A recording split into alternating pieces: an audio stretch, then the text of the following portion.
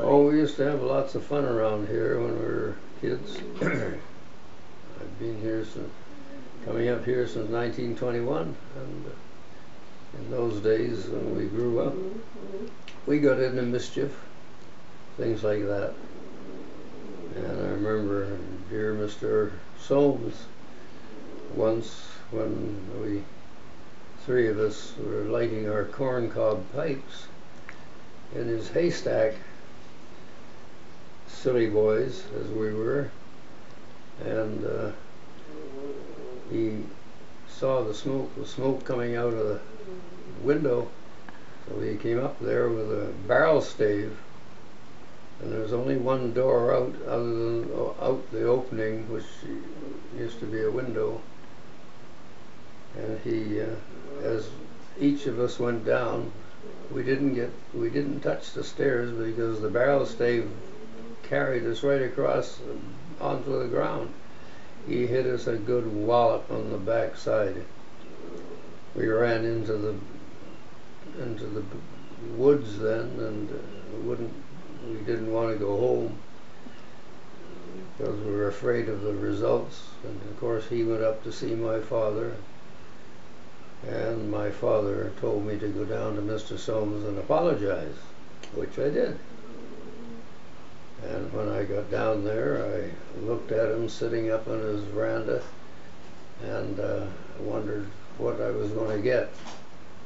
So he told me to come up the stairs, and I came up the stairs, and he put his hand out and he said, "Sit down, come over here." So he put his arm around me, and he started to tell me about the Indians, how they used to come in to the bay there and fish in their canoes with a vessel holding a fire in the bow of it, and spear their fish at night that way. And it was very interesting, but he never once got after me again about that episode, other than telling me that if it had caught fire, then the shed attached to it was full of dynamite, and it would have blown all the windows out of Gibson's, he says. So we were pretty lucky. I don't know, we'd have been blown too. But we learned a lesson, and but he was a fine man. He really was. So he told me about Mrs. Soames.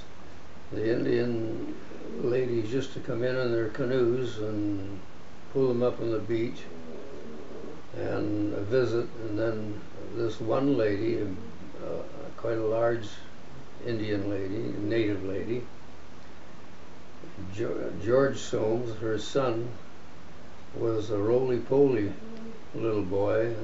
He was older than me. I hadn't been around by that time.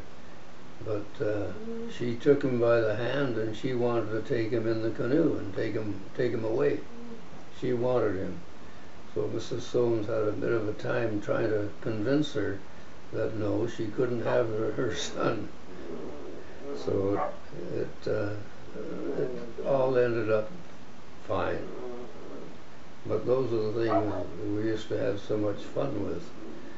You know, the horses and cows used to travel around all on their own, on the dirt road and everywhere. And one day Mr. Soames had a big bull, and he had it fenced in one of the places, and of course, sure enough, I had to get into the place where the bull was.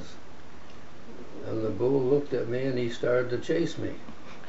And my mother had just given me a new pair of pants to wear. And the only way I could get out of there was through a barbed wire fence. And I went through the barbed wire fence, but almost left most of my pants on the fence. But I just managed to get away from the bull. Oh, that's good. And then his brother, Charlie Soames, and Mrs. Soames lived up just across the street where the house was still there. And he had a little barn, and he had a cow. old people used to buy the milk from him, and we'd get it straight from the cow. So that was another interesting thing, you know. And then there was Mr. Gibson, Ralph Gibson, the son of George Gibson. He lived next to our camp, summer camp, and I used to sit on the beach and watch him with a star chisel and a 10-pound short-handled sledgehammer pound holes through rocks to make anchors for people. And he would sit there all morning and hardly stop using this big sledge and pounding this star drill and getting eventually a hole right through that rock.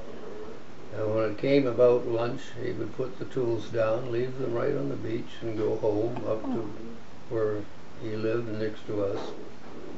And then he would go down again later and finish the job.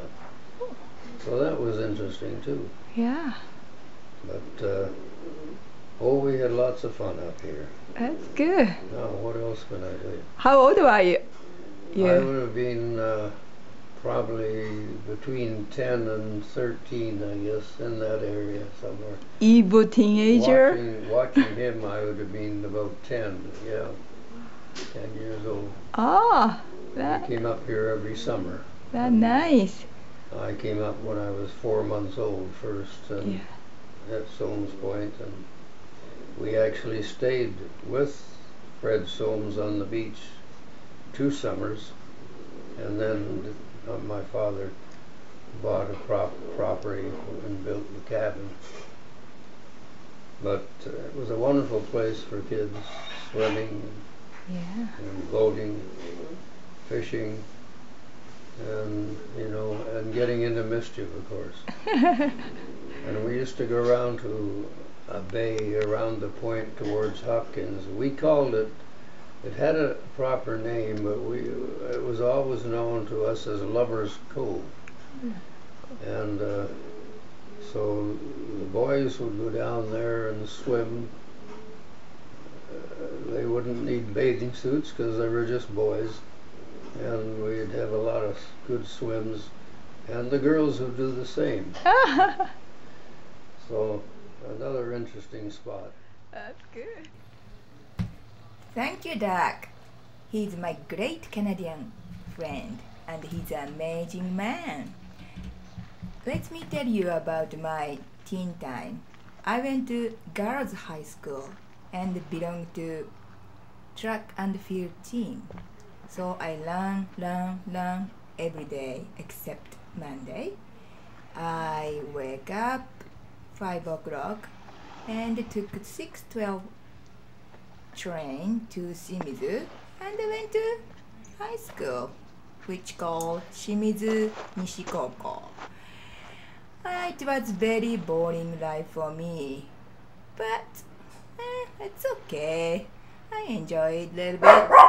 Okay, Oji, say bye-bye. Bye!